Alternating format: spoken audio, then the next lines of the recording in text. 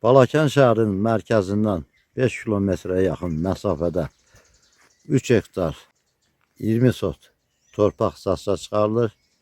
Qarşısından internet xətti keçir, qaz xətti keçir.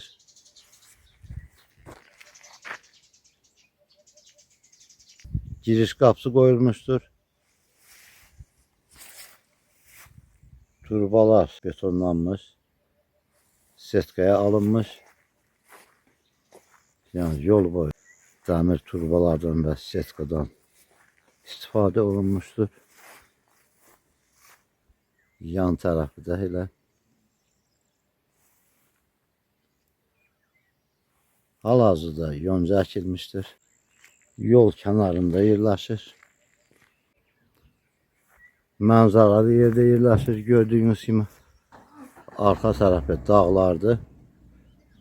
3 hektar 20 sotdur.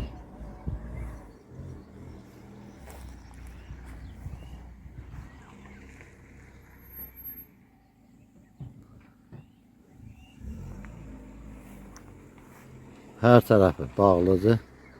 3 hektarın 20 sotu. Yol tərəfindən bir hissəsi, bu gördüyünüz hissə dəmir şifirlə bağlanmışdır. Yəni uqolnikli dəmir şifirdir.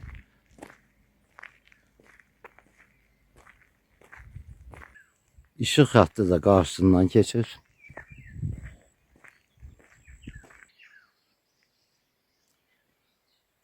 Gördüyünüz bu dəmir ağ qapılarda 3 hektar 20 sota aiddir. Bu hissədə, yəni arxa tərəfində hal-hazırda qapısı bağlıdır. Arxa tərəfində 6 sotu həyət yanı torpaqdır. Yəni ev və hər hansı bir obyektə tikə bilərsiniz. Həyət yanı torpağı var.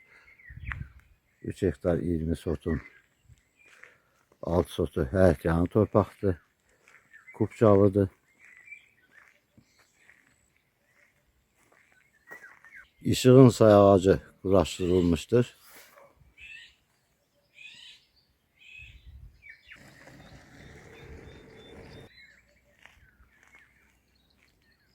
Qonşuluqda bir neçə evlər var. Hal-hazırda evlərdə yaşayış var. Yolun alt tərəfində, yəni dağa düşən hissəsində qeyd etdiyim satışa çıxarılan torpaqdır. 7-8 metr dərinlikdən artizan suyu çıxır. Yəni kaçalka vursanız suyu daimi olacaqdır. Yan tərəfdən Balakən kanalın bir qolu keçir, su kanalı keçir. Qeyd etdiyim su kanalı 50 metr yaxınlığından keçir. Yəni təxminən gördüyünüz o hissəyə 50 metr olar. Qiyməti 67.000 manata təklif olunur. Kupçalıdır.